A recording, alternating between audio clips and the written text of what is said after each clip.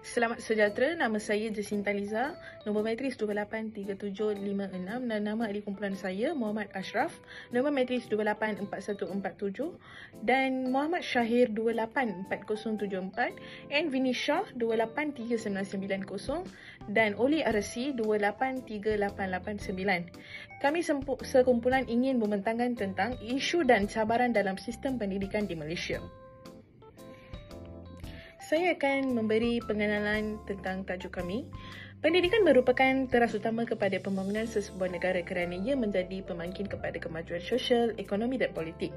Melalui sistem pendidikan yang mantap, negara mampu melahirkan modal insan yang bukan sahaja berpengetahuan dan berkemahiran tinggi, tetapi juga beretika serta memiliki nilai patriotisme yang kukuh.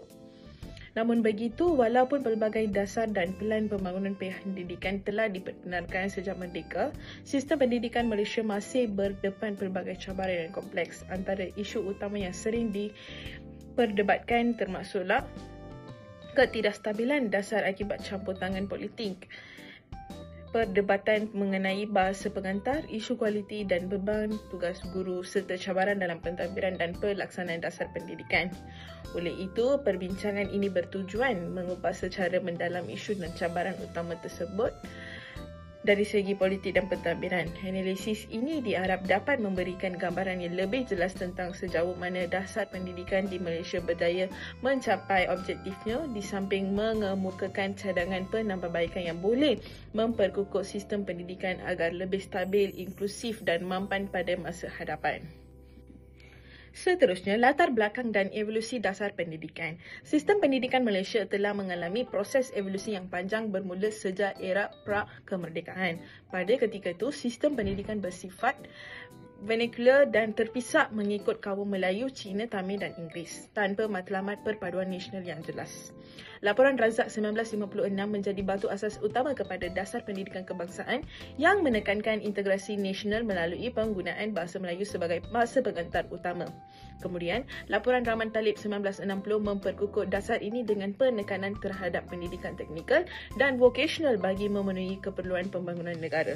Akta Pendidikan 1996 pula mewujudkan kerangka perundangan moden yang menjamin hak pendidikan untuk semua, manakala Pelan Pembangunan Pendidikan Malaysia (PPPM) menetapkan visi jangka panjang untuk meningkatkan akses, kualiti, ekuiti dan perpaduan dalam pendidikan. Selamat sejahtera, saya Anwinisha, nombor matrik 283990. Saya akan meneruskan pembentangan ini dengan beberapa isu yang kami telah dapati. Antaranya adalah ketidakstabilan dasar akibat campur tangan politik merupakan salah satu isu yang paling ketara kita boleh lihat dalam sistem pendidikan di Malaysia.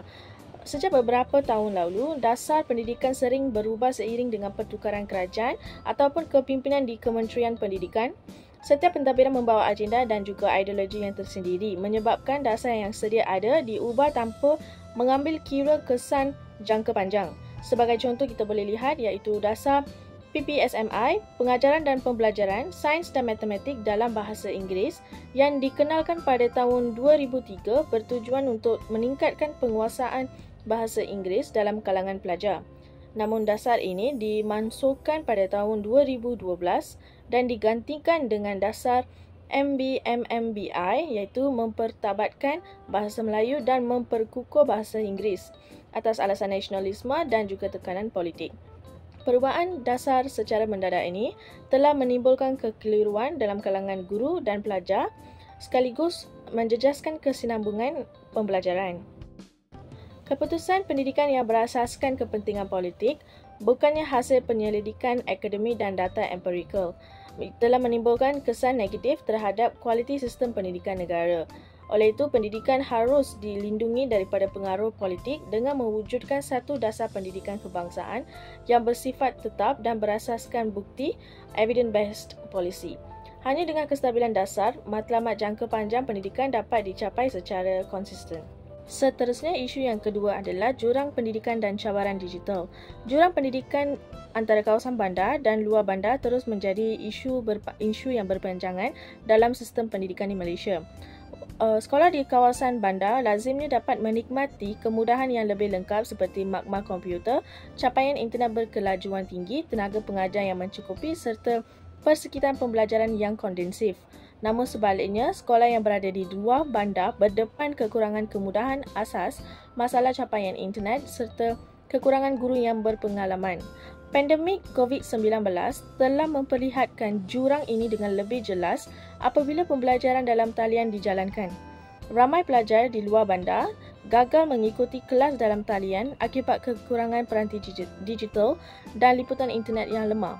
Walaupun kerajaan telah memperkenalkan inisiatif seperti jaringan prihatin, namun masalah ini masih belum diselesaikan sepenuhnya. Jurang digital bukan sahaja menjejaskan peluang pendidikan pelajar yang berada di luar bandar, malah turut memperluas ketidaksamaan sosial antara golongan yang berpendapatan tinggi dan rendah. Dalam konteks pentadbiran, kelemahan dalam perancangan infrastruktur pendidikan digital menunjukkan perlunya satu strategi nasional yang lebih menyeluruh.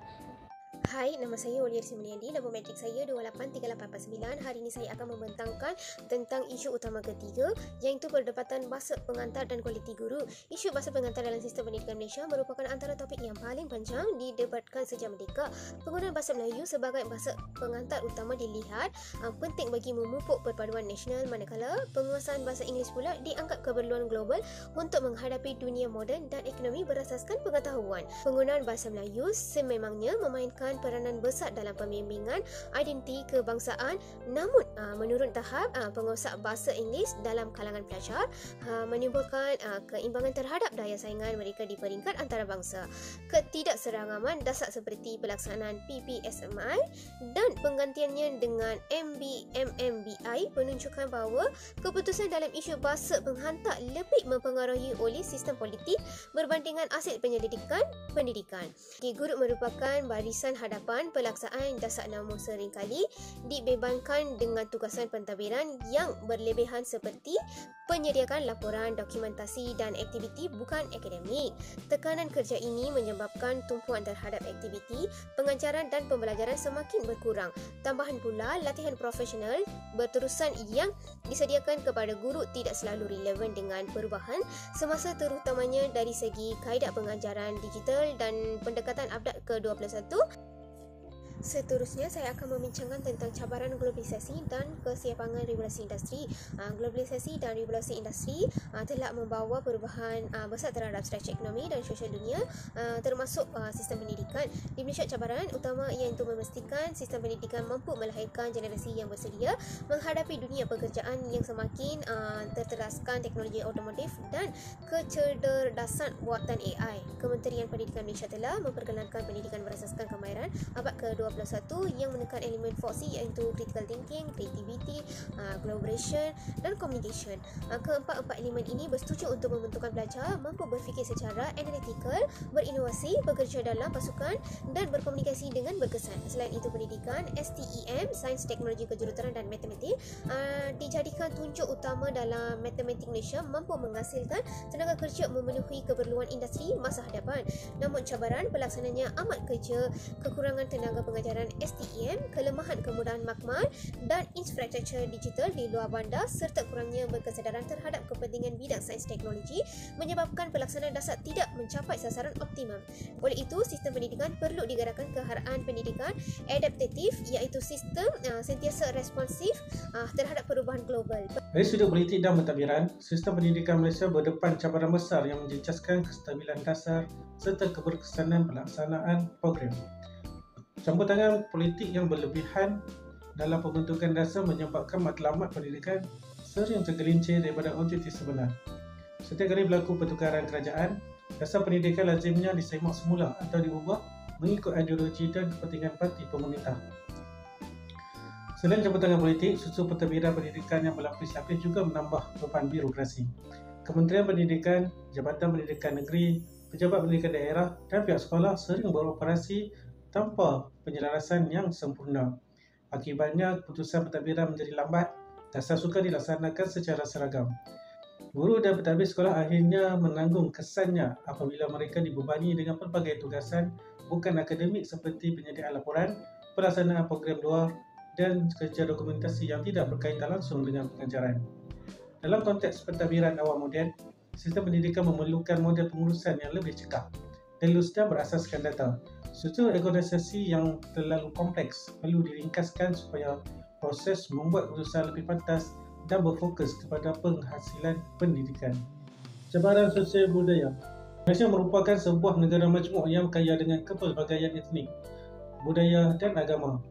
Namun begitu, cabaran sosial dan budaya masih menjadi penghalang kepada matlamat tersebut. Persekolahan mengikut aliran kaum seperti sekolah kebangsaan, sekolah jenis kebangsaan Cina dan sekolah jenis kebangsaan Tamil telah mewujudkan segregasi sosial sejak usia muda. Keadaan ini menyebabkan interaksi antara pelajar dengan pelbagai kaum menjadi terbatas. Kurikulum sekolah sebenarnya telah menekankan nilai-nilai perpaduan, rukun negara dan sejarah. Namun pelaksanaan sering bersifat teori dan kurang menyentuh pengalaman sebenar pelajar. Walaupun bahasa Melayu berperanan sebagai bahasa kebangsaan dan simbol perpaduan, masih wujud pandangan bahawa keutamaan bahasa ini boleh menjejaskan kemajuan pelajar, bukan Melayu. Dalam konteks politik pula, isu pendidikan sering dijadikan alat retorik untuk meraih sokongan kaum tertentu. Sedangkan pendidikan seharusnya menjadi medium yang memupuk nilai kebersamaan dan toleransi. Akses dan inklusiviti, memastikan tiada yang tercicir. Akses kepada pendidikan berkualiti merupakan hak asasi setiap rakyat Malaysia.